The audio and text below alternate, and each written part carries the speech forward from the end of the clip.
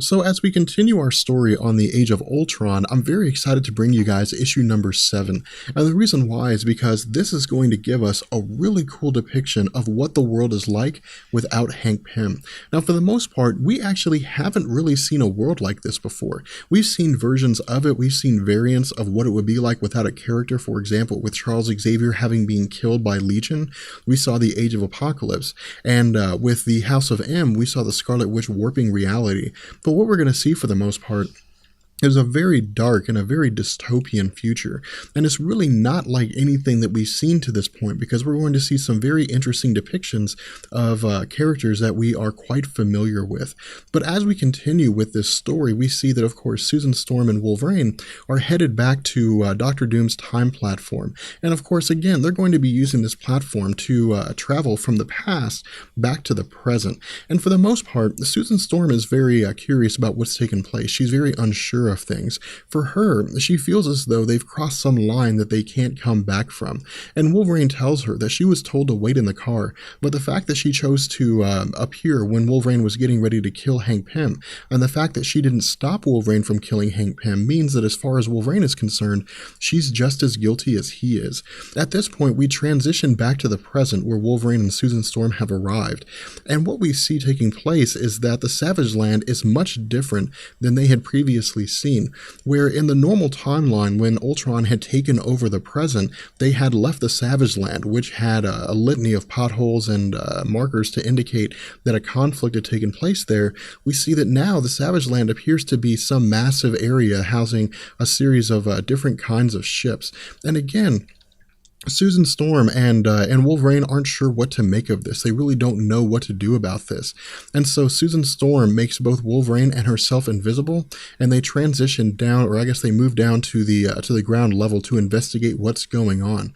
What we also see is that there appear to be various individuals who are perhaps digging, or at the very least maybe trying to recover some various forms of relics. But we also see there are a couple of guards down here. Now, the guards refer to themselves as Stark Guard Security, indicating that perhaps whatever it is that they're doing here is done at the behest of Tony Stark. But we also get a little bit of explanation here, at the very least, what passes for explanation in Susan Storm's hypothesis.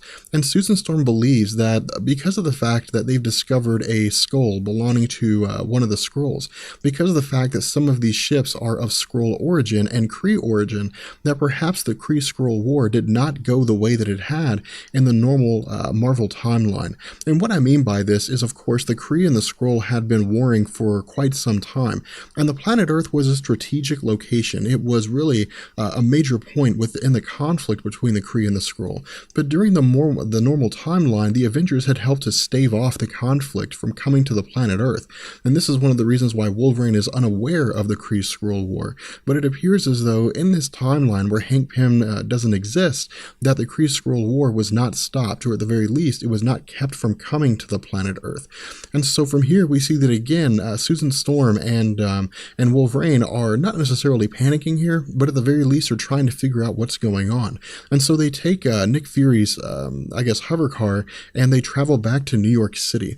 But once they arrive to New York, they see that the city isn't necessarily totally destroyed, but at the very least, it's a shadow of its former self, in the sense that a lot of the buildings appear to have attained some kind of damage, or at the very least, they're simply beginning to rot away or beginning to fall apart into a state of decay.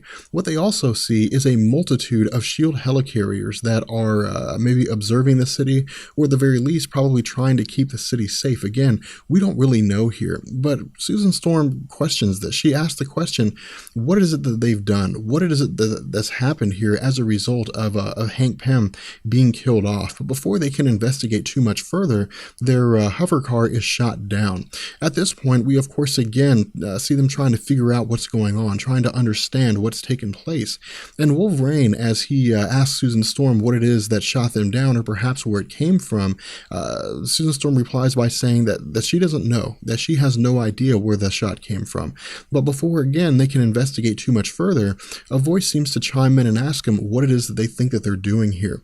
At this point, it's revealed to us that the Avengers apparently don't exist anymore, and that in place of the Avengers, we now have the Defenders.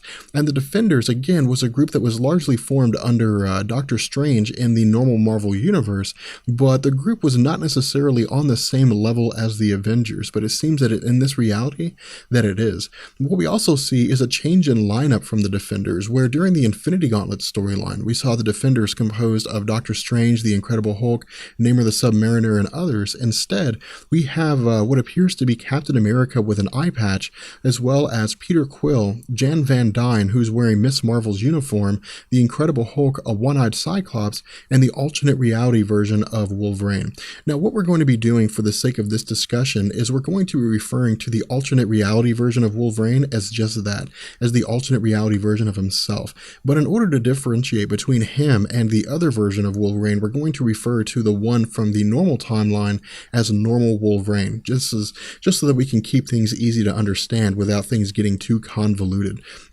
What we also see, and what's really interesting here, is that the Thing is part of the Defenders, but the Thing is very surprised to see Susan Storm, because for some reason she may not exist in this timeline, or at the very least, may have simply just vanished. From here, because of the fact that they don't really know what's going on, that they assume that the normal version of Wolverine and Susan Storm are Skrulls, and so the intention of the Defenders is to capture them. Now, initially, the idea of the Incredible Hulk is to pummel them, to absolutely smash them, but Doctor Strange tells the Incredible Hulk to hold on, and of course Captain America tells everybody to start talking. He tells the normal version of Wolverine and Susan Storm to explain. But again, for the most part, what's also, I guess, intriguing, and this is something that we haven't necessarily touched on, is that Jan Van Dyne chimes in and says that perhaps this is some sort of trick at the hands of Morgana Le Fay.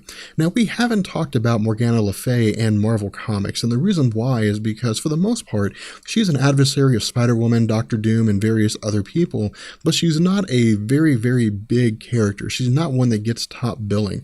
But because of the fact that she is a major player in this story, it really changes things. It is really Marvel more or less taken Morgana Le Fay and elevating her to a mainstream character. In addition, we see that, of course, the Thing says that he hasn't seen Susan Storm in years, and this is going to be a major part of Ben Grimm as he is trying to figure out what's going on and operating as part of the Defenders, in the sense that for whatever reason, for whatever it is that's happened here, Susan Storm, again, doesn't exist in this timeline. And so from here, we see that Susan Storm, using her abilities, blasts the Defenders off guard. And when she does, in the time that they're occupied, she grabs Wolverine and makes the both of them invisible. Now, from here, Wolverine, the normal version of Wolverine, and Susan Storm try to escape, but as the normal version of Wolverine explains it, this isn't going to do them any real good. And the reason why is because the alternate reality version of Wolverine is most likely like the normal version. And if that's the case, then when Wolverine picks up a scent, he never loses it. And so it's going to be highly unlikely that the normal version of Wolverine and Susan Storm are going to be able to successfully get away from the alternate reality version of Wolverine and the Defenders. And of course, this is what we see. We see that almost immediately after they get away, that they're pursued and tracked down by the Defenders. And what we see is this conflict taking place. We see this really interesting kind of situation where Susan Storm and the normal version of Wolverine are doing the best they can to hold off the Defenders, but in the end they're unsuccessful. They're not actually able to get away, and so for the most part they're taken away. They're held captive by the Defenders and taken back to presumably maybe one of the SHIELD helicarriers, or perhaps even the main SHIELD base. But what's also very interesting is we get some in-depth, maybe some insight into the Defenders, in the sense that they again don't really know what's going on here. Now, initially, the idea is they're saying they don't want to talk to him, whoever him is. But of course, Doctor Strange says that most likely they're going to need to. They're going to have to talk to him.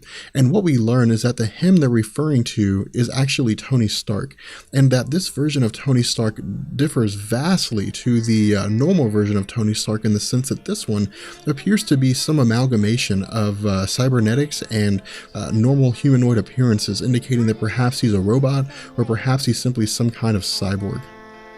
With that being said, we're going to go ahead and bring this video to an end. I hope you guys enjoyed it. If you did, let me know, and I will catch you guys later. Peace.